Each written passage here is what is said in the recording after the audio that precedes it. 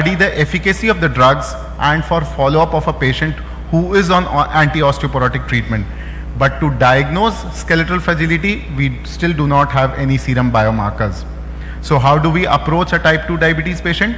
So either if the patient presents to you with fragility fracture or the patient presents to you with a clinical risk factor for fracture, you need to calculate their BMD, do a thoracolumbar X-ray, especially if you find your patient having a reduction in the height, and then you can use fracture risk calculators like TRACs, which we have online availability.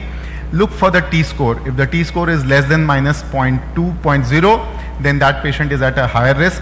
And if the patient is having less than minus 2.0, then you have to go for 1 or 2 yearly assessment.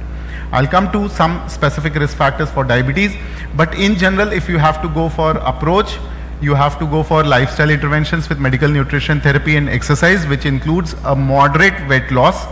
But at the same time, this weight loss should be associated with intense walking and weight bearing exercise. We need to limit alcohol and stop smoking. For treating type 2 diabetes patients, try to prefer metformin, sulfonylurea, DPP-4 inhibitor and GLP-1 receptor agonist wherever required, and avoid thiazolidinediones in patients who are at risk for osteoporotic fracture. We need to check and treat blood pressure, vision, neuropathy. This has to be a continuous assessment. And if we really find out that there is a need to treat osteoporosis, then we need to prefer bisphosphonates in majority of the patients, and we need to keep monitoring these patients. Few important tips that we need to keep in mind for management. We need to identify diabetes specific risk factors.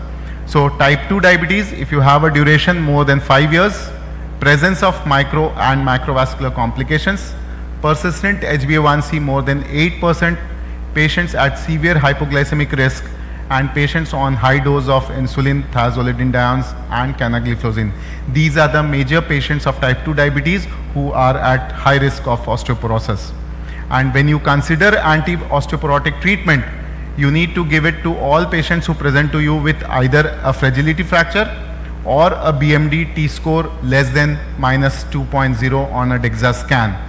We need to consider fracture risk above country-specific thresholds. And for type 2 diabetes, we have different calculators like FREX Plus or Q fracture score. On the FRAX, again, you have some modifications that you need to do for diabetes, because FRAX does not account for diabetes as a risk factor. So what are recommendations? You reduce the T-score by 0.5. So if a patient has 1.5 on DEXA score, for that same diabetic patient, you will put it as 2. Or you increase the age by 10 years. So if you have a patient of 50 years, when you enter on DEXA score, the FRAX calculator, you put it at 60 years.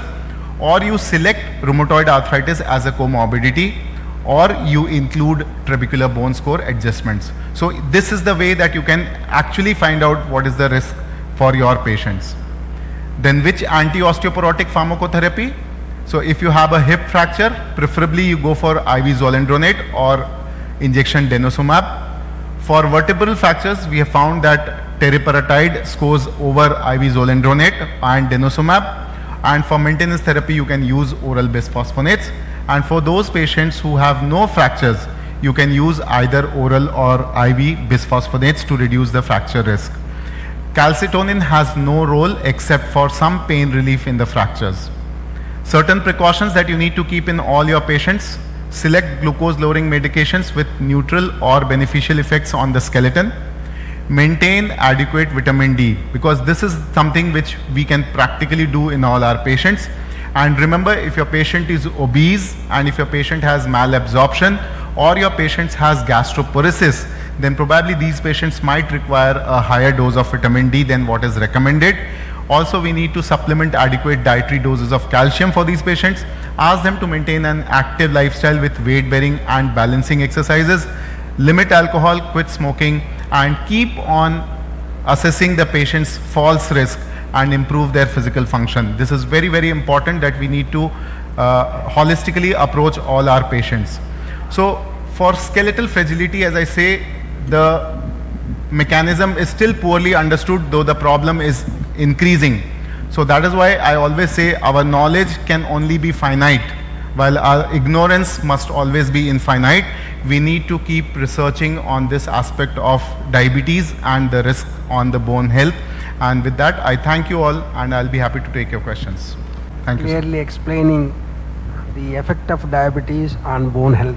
Thank you, sir. And now Please be seated, the floor is open for questions. Sir, in the case of supplement of calcium, stacking effect is seen in calcium as well as in iron. So the absorption is not as rapid as expected. So we give it on alternate days. So what is your take on it, sir?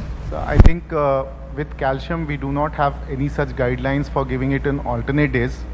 But definitely there are studies coming up for iron. Iron should not be given every day. But as of today, we don't have any study which supports the idea that you should give calcium on alternate day. Because some years back I was attending some webinars and online meetings as well as in-person meetings. So that's what they were telling us, because it has got a stacking effect in the large gut. So it is better to give on alternate days. So that is why I raised up this question, because you are talking on the bone health. So dosing of calcium has always been a matter of controversy. In fact, a few people also have the concerns of calcium being given daily, and it causes increased atherosclerosis also. Then there are issues of calcium increasing the in patients with cardiovascular disease who have high calcium scores also. But dietary calciums do not affect much on these aspects, sir. So whether this calcium intake daily, whether it will be contributing to the renal calculation, whether the patients who are having a recurrent renal calculation, whether it has got any impact on that? So definitely in those patients who have hypercalciuria, they are at risk for calcium stones, but not all patients. What about the trabecular score you are talking, sir? Is it available in the corporate hospitals, or whether it is freely available and you can assess the risk score? So it's readily available in most of the research institutions now, and in a few corporate hospitals also they are available, where they have dedicated setups for managing osteoporosis. So those centers who have dedicated centers for endocrinology and rheumatology, they have made it mandatory to keep DEXA machines, and you have good DEXA machines in all educational institutions, especially the premier ones in our country now. Any other question from any other delegate? Sir, Yes, you can go. Perimenopausal and postmenopausal ladies are definitely, they need calcium. Even 1000 milligram they are giving along with vitamin D3. My question is, the diabetic perimenopausal and postmenopausal women, they need more calcium, or 1000 milligram is enough? So 1000 to 1200 milligram is the upper limit that we need to give to them.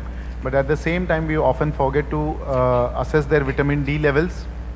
And second important thing is that the assimilation of calcium and vitamin D within the bones is also directly proportional to the amount of physical activity that you do.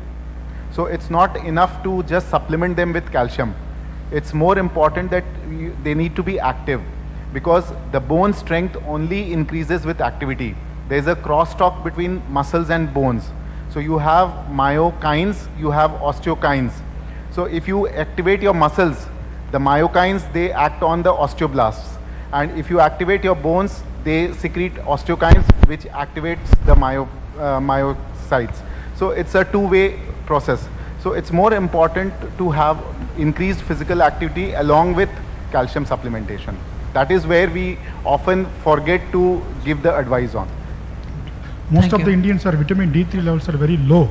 But my question is, any particular diabetic patient are related Sir. to the vitamin D3 level is very low? Didn't get your question, sir.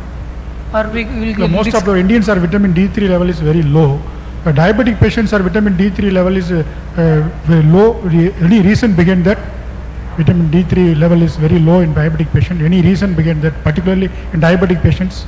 So there is no such definite reason for this. Thank you, sir. Anyway, thank you. On behalf of my co-chairperson, I thank both the speakers for their excellent lectures on the respective topics. And because we are already running out of time, Yes, sir. we would like to close the session. Thank you for the organizers for the opportunity given. Sir. Thank you, sir. Thank you. Thank you both the speakers. Thank you, Chairperson.